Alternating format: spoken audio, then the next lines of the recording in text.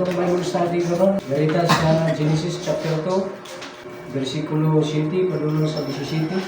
Genesis chapter 2 7 to 17. Ningon diha, iumol ni Jehova nga Dios ang tao gikan sa abog sa yuta o gihoy pa niya sa mga buho sa iyang ilong sa gininhawa sa kinabuhi ug ang tao nahimong kalag nga may kinabuhi. Ang unang sabton niya, kalag na ang tao, wala pa huypi sa gininhawa sa kinabuhi sa ilong. Pero wala siya kinabuhi nga kalag. Dead soul siya. Aya pa siya na himong kalag na may kinabuhi sa diya nga gihoy pa na sa Dios sa gininhawa sa kinabuhi ang iyang ilong. Pero sa wala pa siya gininhawa sa kinabuhi, kalag na siya. Galing lang kay patay. Wala siya kinabuhi. Dili siya living soul.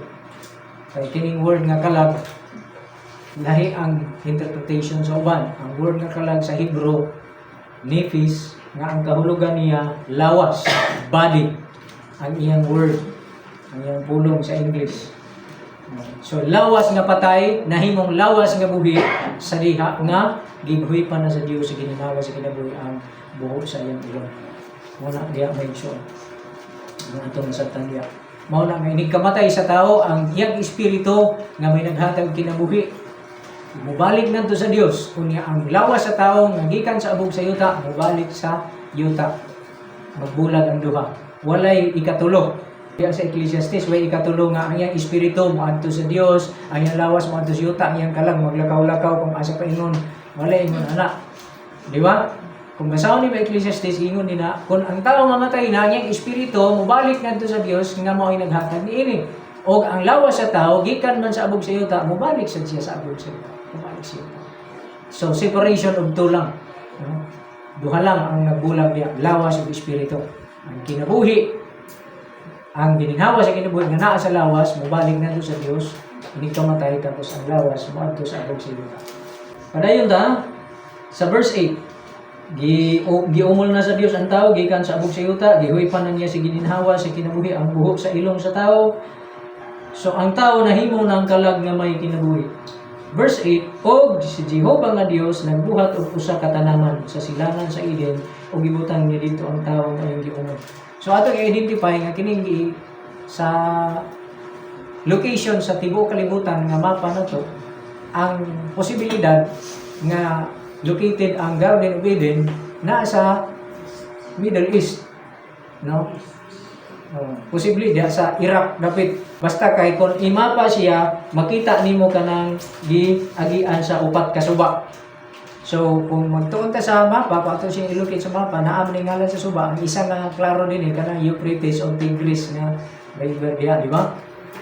So naa diya dapita ang location. Di punta maka final o kuan gyud nga naa gid ana exactly, pero basta kay naa diha. Kung asa man, nasag din na, istorya naman lang na, history naman lang na siya. So, mauna siya ang diha, nagsugod lugar. Pag daghan ang tao sa tibuok kalibutan, diha nagsugod na pita, kaya diha gibutan sa Dios ang unang tao. Okay? So, atong ipadayon, gibuhat sa Dios ang garden, unya silangan kini sa Eden, mga kaigsuunan. Mato pa din na nagpaturok, verse 9, nagpaturok si Jehova nga Dios gikan sa yuta sa tanan nga kahoy nga makapahimuot sa igtatanaw ug maayong nakalanon. Ug ang kahoy usab nga sa kinabuhi diha sa taliwala sa tanaman, ug ang kahoy sa pag-ila sa maayong sa balitan. So nagpaturok ang Dios og mga kahoy, mga tanom dito sa mga tanaman. Apan dunay gi-identify nga duha. Gi-highlight dinhi. Giila ang isa nga kahoy sa kinabuhi naa sa taliwala sa tanaman. Ang isa sab kahoy sa pag-ila sa maayo ug sa dautan. Ang ngalan sa usa pison, ang ngalan sa suba, mga kaigsuunan. Og migula gikan sa Eden ang usa ka suba sa pagtubig sa tanaman. Og gikan dito nabahin kini og nahimong upat ka mga sala. Sa ngalan sa usa, ang ngalan sa usa pison, moning usa ka sanga sa suba. Kini mao ang magaliko sa tibuok nga yuta sa habila nga didto adunay bulawan. Ug ang bulawan ni adtong yuta maayo. Didto usab may bidilyo ug onyx nga bato. Ug ang ngalan sa ikaduha ka suba gihon. Kini mao ang nagaliko sa tibuok nga yuta sa Ethiopia. Og ang ngalan sa ikatulo kasuba Hidikil, kini mao ang nagapadulong ngadto sa atbang sa Assyria. Kanang Assyria, di ba Syria man aron nga nasod? Og ang ikaupat kasuba mao ang Euphrates o Euphrates. O gikuha ni Jehova nga Dios ang tao, gibutang siya sa tanaman sa Eden. Aron kini iyang atimanon og bantayan. Og si Jehova nga Dios nagsugo sa tao nga nagaingon, makakaon ka sa tanan nga kahoy sa tanaman. Apan sa kahoy nga sa pag-ila sa maayo o sa dautan dili ka magkaon niini. Kay sa adlaw nga mukaon ka niini, mamatay ka gayon. Ang atong pagtuon karon makaigsuonan, importante kaayo kini sa atong kinabuhi. Kay mao kini. Ang balaod nagtudlo kini og responsibilidad og responsibility og accountability. Nganong nga nagbuhat ang Dios og balaod? Diha sa tanaman sa Eden sa diyang gibutang niya ang tao dito. Aron ang tao makabalo sa iyang responsibilidad ug sa iyang tulubagon. Ano sabay responsibilidad sa Dios sa tao ngadto sa Dios nga may nagbuhat kaniya ug may nagbutang kaniya dito sa Eden. Sa kinabuhi naatay kining kinabuhi nato naatay responsibilidad, nasa tay tulubagon, accountability. Manlubag ta sa bisan unsa natong binuhatan. Ang responsibilidad naatay obligasyon. Dili ta makalikay sa kinabuhi nga moingon ta nga wa na lang tay buhaton. Naagi tay buhaton sa kinabuhi. Ang tao kay gusto man siya mukaon, kinahanglan ang tao nga gusto mukaon sa atong panahon, kinahanglan siyang magtrabaho. Kay ang tao nga gusto lang mukaon niya di magtrabaho, wa kabalo siyang responsibilidad. Di na maayo. Ang tao nga gustong mukaon, kabalo sa dapat magluto.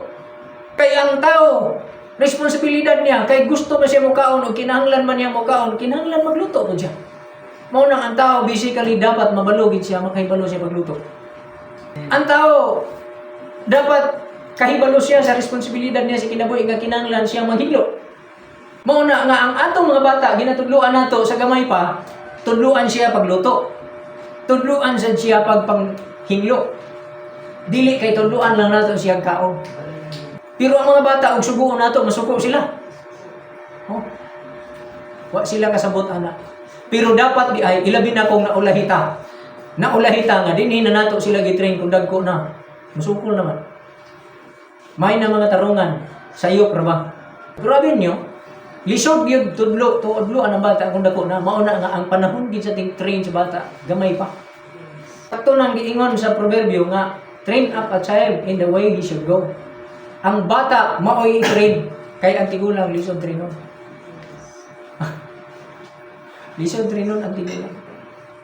Naano na katarungan. Mao na nga ang mga bata ila daw ang gingarian sa Dios madto pa ni Jesus. Kadtong mga tao nga ila sa mga bata o panimuot kay magpa-train.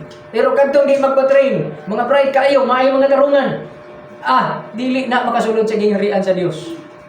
Ang makasulod daw sa gingarian sa Dios katong mga tao nga ang ilang isip bata at tubangan sa Dios. Willing magpa-train, willing magpatudlo, willing magpa-disciple diha sa Ginoo. So kung nagwonder mo nga kabasa bitaw mo anang giingon diha nga alang ang gingarian sa Dios alang sa mga sama sa mga gagmayng bata, nakadumdum mo? Di ba? Tungod na kay kadtong mga bata wala man na sila reklamo og trino nimo. Di ba? Imo na rin ignon ang bata. Give to Papa. Malikramot na yung bata nga i-give na dito siya Papa. Ay, pakpakan nimo. Ara ni mong lipaya. Kaya kabalo na mong give dito siya Papa. Gihato dito. Give to Mama. Di ba? Ininglisan pa nimo. Magay na ka-eskwela. Diba? Pero kabalo na. Imo mong itudluan. Lipay kay ka, anak. Tanan nimong gitudlo sa iya sa gamay pa. Sayon kaayo. Di ba? So tanan di ay nga itong matunan. Tanan na itong mabuhat. Mabuhat nato na kung natunan nato. Ang nindot di akong na-train. Karon sa atong kinabuhi mga igsuon, mauning daghantag problema isa. Usa sa mga problema nato sa atong pamilya kining pag-train sa atong mga anak. O daghan sa atong mga pagkiyas ani. Kana di ay pag-ingon nimo sa imong bata nga na kung makaadto gani kag laing balay, dili bayo gyud ka manghilabot og kwarta kung makakita ka. Dili ka maang mangangkon og kwarta kung nakay makita sa dalan nga kwarta ayog ang kuna nga imo.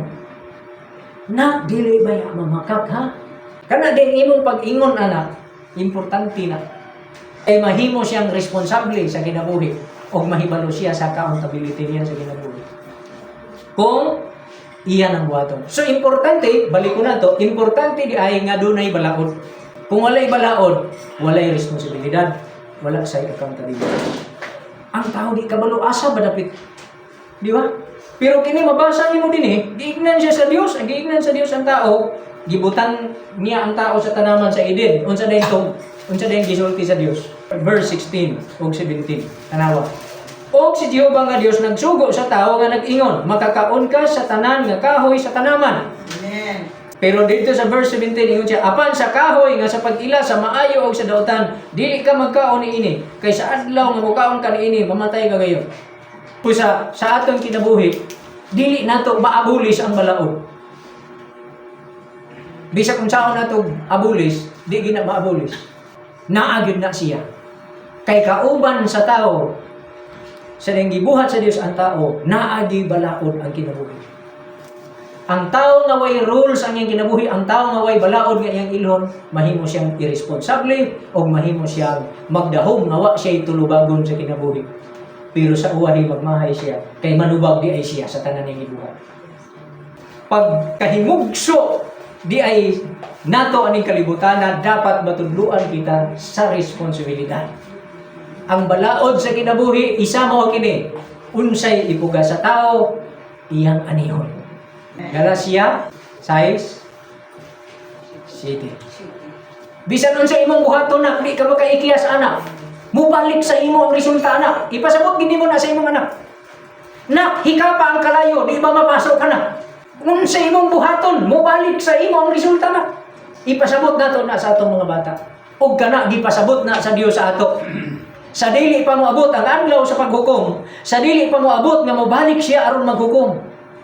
Gipasabot na kita niyang daan karon.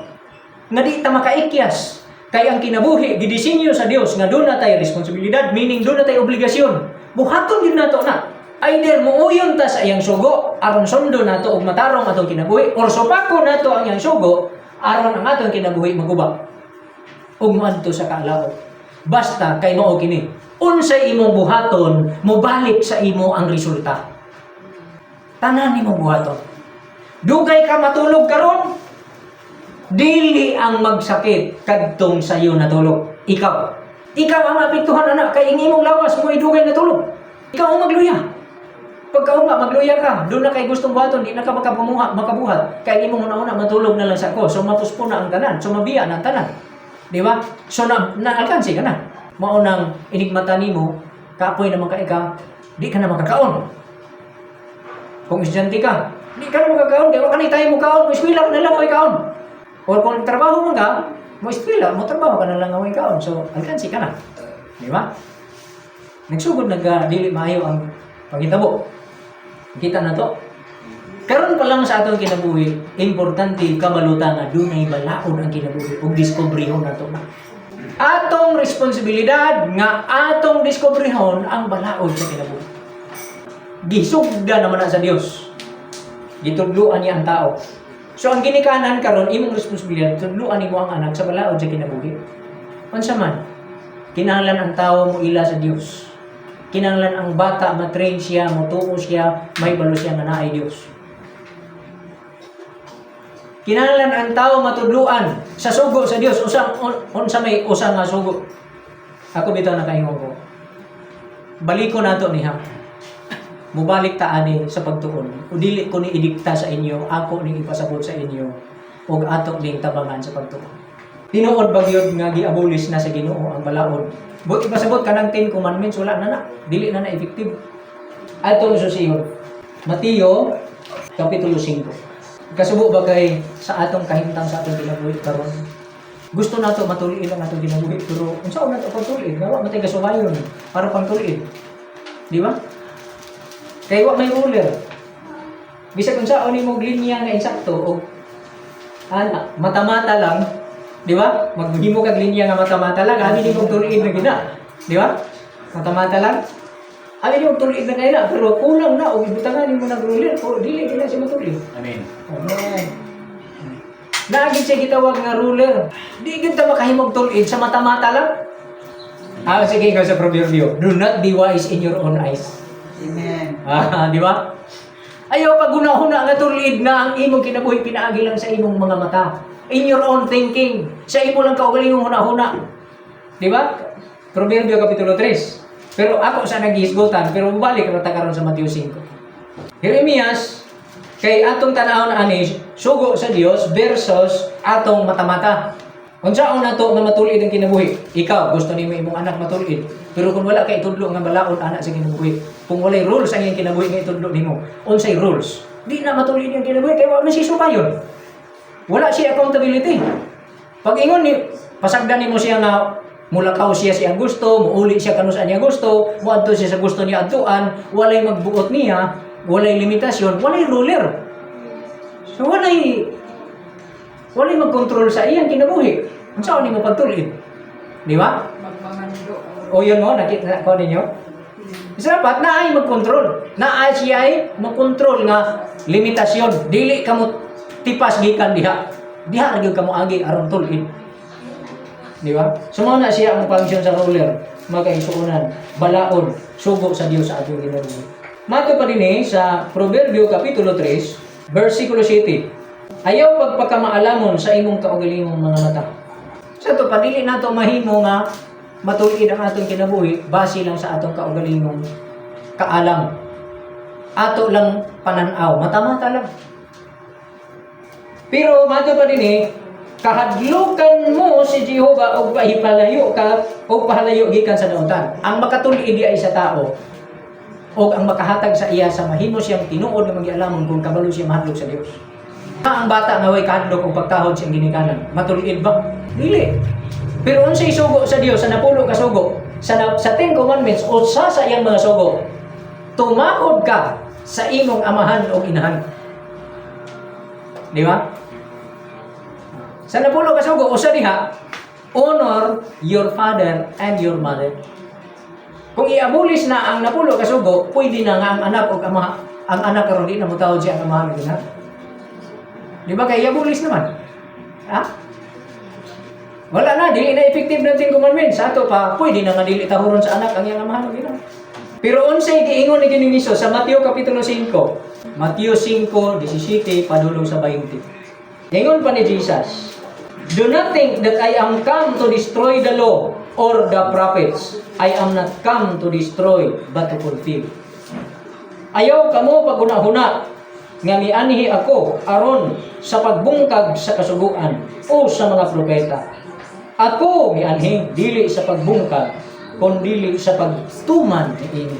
Amen. Kung sa Binisaya nato ibase ka ng pulong pagtuman, limited lang atong masabot kay ibase raman nato sa atong nasabot sa Binisaya nga pulong nga pagtuman. Pero ang word nga pagtuman gikan kana siya sa English nga fulfill. Pero kung tan-awon nimo ang word nga fulfill dito sa Griego nga may original nga pulong nga pagkasulat sa atong New Testament nga Biblia, ang pulong dito nag-ingon make complete. Daghan ang kahulugan niya pero replete, isang kahulugan dito replete. Punon. To make complete, to make full. Ito pa nga, and then, another dito is end, and then finish. Mao ito yung mga word dito sa paghubad sa iyagikan sa Griego. So kung imong tan-awon makaigsunan, sa konteksto sa pinulungan ni Ginoong Hesus, ang tuyo niya nga mas mapalig-on, mas stronger, mas makumplito ang pagtuman sa balaod. Siya, ang iyang tuyo, is to make it perfect, complete. Ang tao di man kabalo. Mato pa niya, tanawon kay nimo diri. Ipadayon nato sa unahan. Kaysa pagkatinuod sultihan ko kamo nga samtang magalungtad pa ang langit o ang yuta, walay pagasayloan sa kasubuan. Bisan usa na lang ka kudlit o usa ka tultok niini, hangtod ang tanan matuman. Sa to pagkinalan mafulfill, matuman ang tanan. Ang usa sa mga tuyo diya sa tono sa pagsulti ni Jesus akong nasabtan is ang matuman diya katong prophecy ang mga tagna nga sa kasubuan. Gawas ni anak mga kaigsuonan mausab ang pagsunod sa kasubuan. ang pagsunod, ang pag-obey. Mao say tuyo sa atong Ginoo. Dili lang gisulti niya nga kinahanglan matuman ang tanan gisgutan sa kasuguan, mga kaisahan, kundi kinahanglan sa sundon kini. Walay tulpok, walay kudlit nga sa iluan niya. So walay less important unta kung imong sabton, walay ingon nga di ka importante. Ang principle dia, gituman ni Jesus Christ ang di nato matuman. Pero ang pagkatao ni Jesus Christ naa ni sa duha. Natao siya isip kordero pagtubos pagbayad sa atong mga sala kay nakahimo naman tag sala. Unya dili man nato mabayaran ang atong sala. So namatay siya para sa atong sala. Mo na yang pagkakordero. Unya mibarog sad siya ingon nga atong saserdote. Amen. Kay ang saserdote mao siya ang magdala sa halad para sa atong mga sala. Unya kay ang konsepto sa Old Testament naagi saserdote, naagi pare, kay naaman ang sala. Unya ang mga sala bayran man pinaagi sa halad gamo ang mga mananaw. Dugo sa mananaw. Dalong dispare na ay adlaw-adlaw nga mga halad sa sala. Pero naapoy tinuig nga halad sa sala. Katong tinuig mao tong halad nga para sa kinatibuk-an nga Israel o ang magminister adto ang high priest, ang labawang pari. Pag-abot ni Jesus Christ, siya na ang atong high priest. Amen. Siya na. O ang halad nga halad sa sala mauna kadtong iyang pagkakordero. Pero karon nagpasabot ba nga wala na, lulis na kita. Magpasabot ba nga wa na kita'y balaod. Buti pasabot, unsa naman lay basihan sa atong pagkinabuhi. Pareha karon, tudloan nimo imong anak. Unsaon man ni mo imong anak pagtudlo? Sa balaod sa pagkamatarong, di ba tudloan nimo siya? Tahura ang imong amahan o ginahan. Honor your father and your mother. Kung di nimo siya tudloan, di siya mahibalo nga sugo ka na sa Dios. Di siya mahibalo nga ang iyang pagsupak-supak kanimo, ang iyang pagtubag-tubag kanimo, ang iyang pagsukol kanimo, nagsukol di siya sa Dios.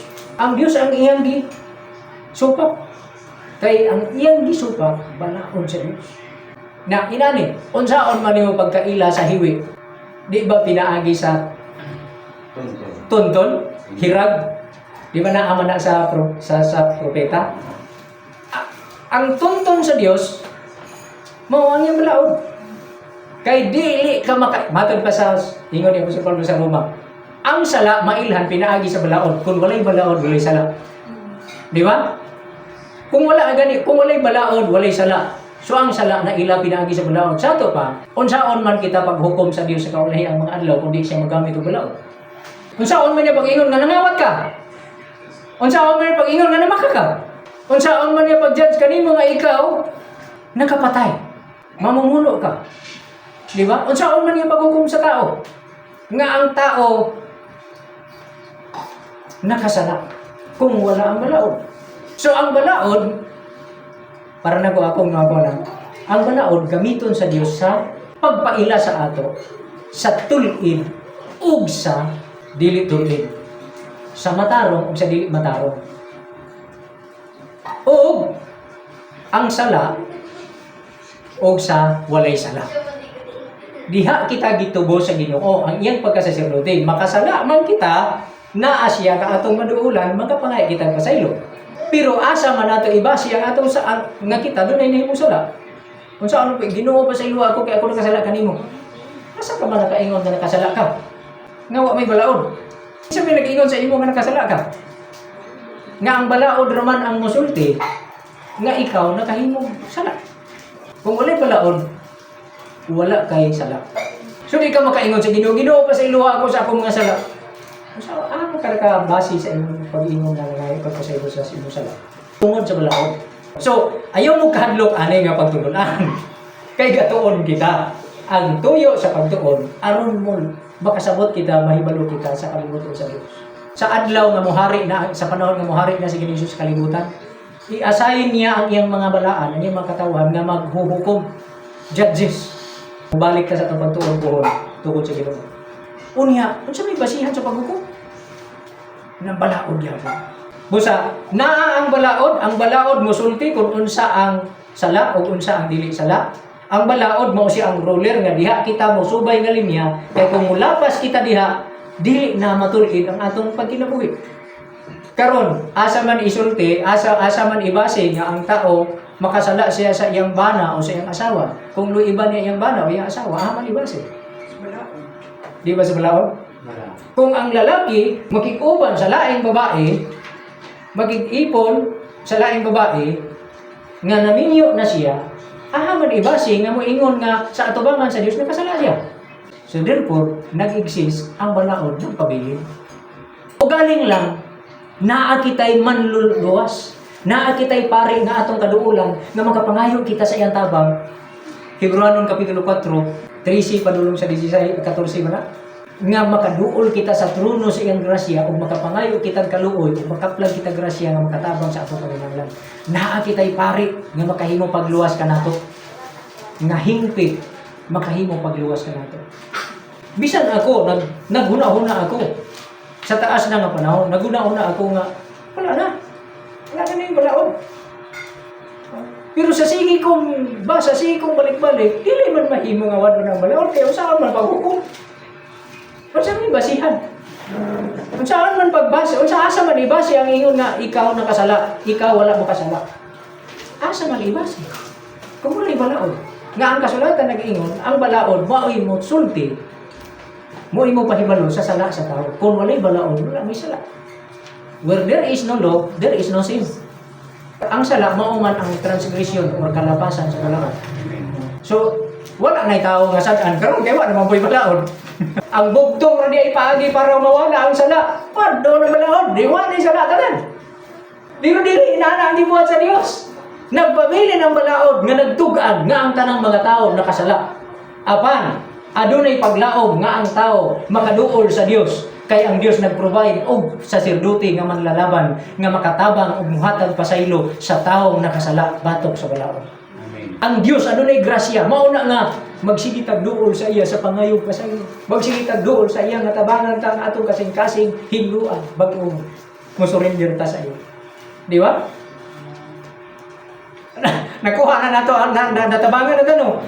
Kung ang bugtong paagi lang dahil nga ang tao mo, wa na isala, wa doon ang balaod eh. Kinsa kung may tao siya dan, wa na may balaod. Lahi itong balaod o lahi po itong judgment. Okay ha? Santo na to ha? Ang judgment o kang balaod, lahi ha? Kadang paglabay o bato, judgment ka na, paghukom ka na, subay sa balaod. Amen. Pero ang judgment sa ato, sa dihang gipagawa sa Dios ang grasya, mao na ang kalainan sa Juan Kapitulo 1, versikulo 18 o 17. Ang balaod miabot pinaagi kang Moises. Apan ang grasya o kamatuoran miabot pinaagi kang Jesucristo. Karon nga niabot na ang grasya o kamatuoran, wala magpasabot nga wa ni balaod. Apan ang Dios mihatag sa grasya o kamatuoran pinaagi kang Kristo, nagpasabot nga ang judgment dili karon ipakanaog dayon. Pero doon na gyapon judgment. Ay, judgment gyapon. Pero dili lang karon dayon ipakanaog nga batuon ka na diretso. Tungod sa grasya. Tungod sa grasya.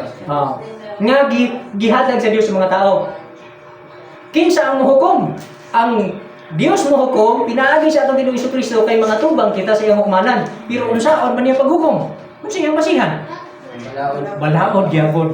Kay ang balaod may mosulti mo pahibalo sa sala sa tao. Kung walay balaod, walay sala. So, kanang giingon sa pinadayag, ang bakakon, ang makihilawason, mga lumayan, ang magsisimba sa Dios-Dios, ang mga malaway, dili makasulod sa ngingarian sa Dios. Mga dalo. Di, pinadayag 21 sa tanan to. Ngayon din apan, alang sa mga talawan, o alang sa mga dili matinuon, o alang sa mga malaway, alang sa mga mamumuno, o sa mga makihilawason, o sa mga lumayan, o sa mga magsisimbag mga Diyos-Diyos, o sa tanang mga bakakon, ang ilang bahin mo ang paghiadto sa linaw nga nagasilaog sa kalayo, o asupre nga mao ni kaduhang kamatayon. Kinsay may adto sa linaw kalayo? Mo ni mga tao nga talawan. Asa mo sa Dios ibase ka ng taong talawan? Kadtong konteksto ani katong dili niya ang puno ng Ginoo. Pareha kang Apostol Pedro. Di ba himakap niya ang Ginoo, di ba? O panahon sa pagsulay, wala nakabarog, di pa himakap ng Ginoo. Talawan, di ba? Kaya kung wala pa yung grasya, di na to wala yung chance. Ngayon din ang mga masimbahon sa Diyos-Diyos, ang dili matinuuhon. Balaod man Pero dili ni ang kani siya nga mga balaod sa New Testament. mas gipataas ang level. Pero di ko ipasabot nga wala na ibalaod. Kung basahon nimo tong Mateo, kanang dili matinuohon abi ninyo, parihara man na sa disobedient. Busa man siya wala mo tuo. Unsaon man pagbase nga wala siya mo tuo? Kaya wa man siya nituman.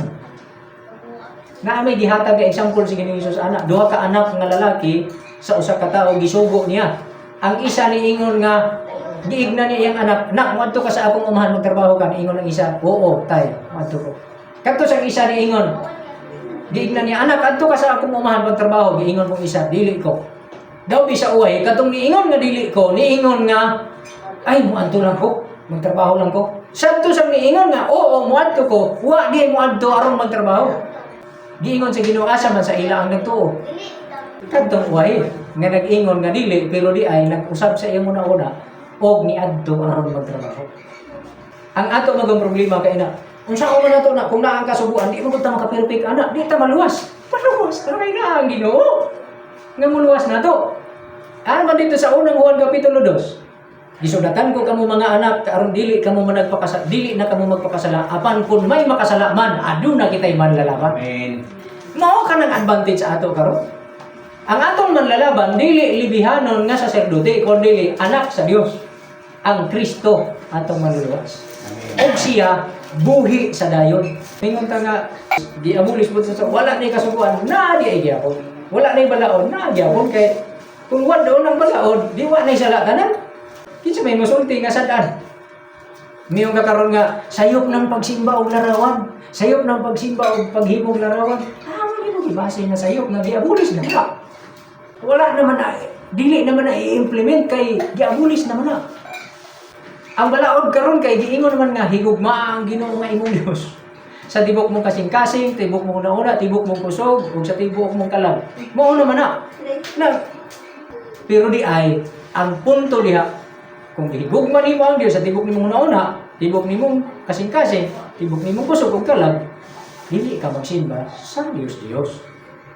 So mas lig-on ang naa sa New Testament kay gipalaluman mas gipalig-on sa Ginoo. Kay katong sa Old Testament nga paagi literal man lang gibase man lang sa literal mga parehas to nadak sakpan nga manapaw. Di ba tuon na yun? Unya sa Old Testament pwede maghimog kasulatan para magbulag. Pero sa New Testament giingon ni Hesus, dili man imong anak. Ingon pa ni Hesus. Ang bana nga bulagan ni iyang asawa gihimo ni iyang asawa nga mananapaw. Kung dunay mga asawa ni atong iyang asawa nga hindi bulagan.